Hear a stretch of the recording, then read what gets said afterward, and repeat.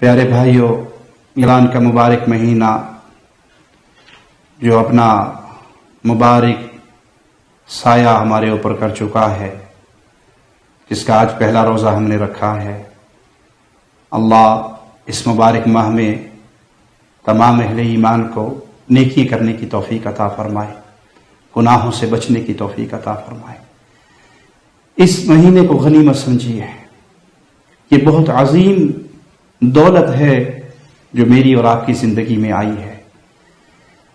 اگر یہ ایسے ہی گزر گیا کہ ہمارے گناہ معاف نہ ہوئے تو ہم بڑی خطرناک گھاٹیوں کے اندر گرے ہوئے ہیں۔ اس مبارک مہینے کو اللہ کی قربت کا ذریعہ بنائیے، اللہ کا ڈر پیدا کیجیے، گناہوں کو چھوڑیے۔ اگر ہم اس مہینے بھی گناہوں سے دور نہیں ہوں گے تو پھر زندگی میں وہ کون سا موڑ آئے گا جب ہم اپنے گناہوں کو چھوڑ کر اللہ کی رحمت کی تلاش میں نکلیں گے۔ اپنے وقت کا خاص خیال کریں، یہ وقت بہت قیمتی ہے، اور میں کھلے الفاظ میں اپنے بھائیوں کو، اپنی بہنوں کو، اپنی بیٹیوں کو، اپنے بچوں کو، اپنے بزرگوں کو یہ پیغام دینا چاہوں گا، اس مہینے میں اپنے آپ کو موبائل سے دور کر کے قرآن سے جوڑیں۔ اپنا وقت فیس بک، واٹس ایپ، سوشل میڈیا کی بجائے کلام الہی کو پڑھتے ہوئے گزاریں۔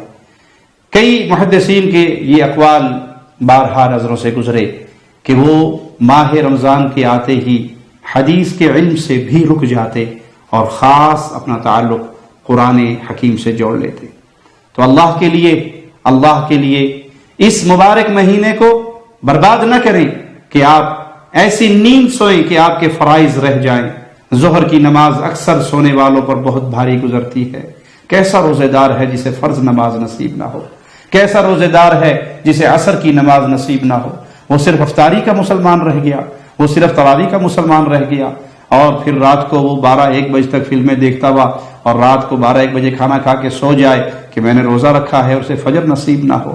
بھائیو، اللہ کی قربت کا سب سے پیارا طریقہ فرائض کے ذریعے ہوتا ہے۔ فرائض کے بعد نوافل ہے، تو فرائض سب سے پہلے ہیں۔ اللہ فرض نمازوں کو یاد رکھیں، فرض نمازوں کو یاد رکھیں، قرآن حکیم کو یاد رکھیں، اپنی زبان کو جھوٹ سے، غیبت سے، چغلی سے بچائیں۔ اس روزے دار کو کچھ نہیں ملنے والا جس نے روزہ رکھ کے بھی جھوٹ نہیں چھوڑا، جس نے روزہ رکھ کے جھوٹ پہ عمل نہیں چھوڑا۔ جھوٹ کو چھوڑ دے، غیبت اور چغلی کو چھوڑ دے، اپنا وقت زیادہ مسجد میں گزاریں تاکہ کلام الہی سے جڑے رہیں۔ اور اگر آپ ڈیوٹی کرنے والے ہیں، کم از کم اپنی زبان پہ سبحان اللہ، الحمدللہ، لا الہ الا اللہ، اللہ اکبر، لا حول ولا قوت الا باللہ، یہ تسبیحات جاری رکھیں۔ آپ ڈرائیور ہیں، گاڑی چلا رہے ہیں، چلاتے رہیں، زبان سے اللہ کا ذکر کرتے رہیں۔ تو ان مبارک ایام کو غنیمت سمجھ کے گزاریں۔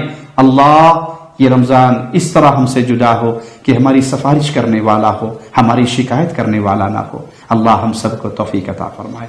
السلام علیکم ورحمۃ اللہ وبرکاتہ۔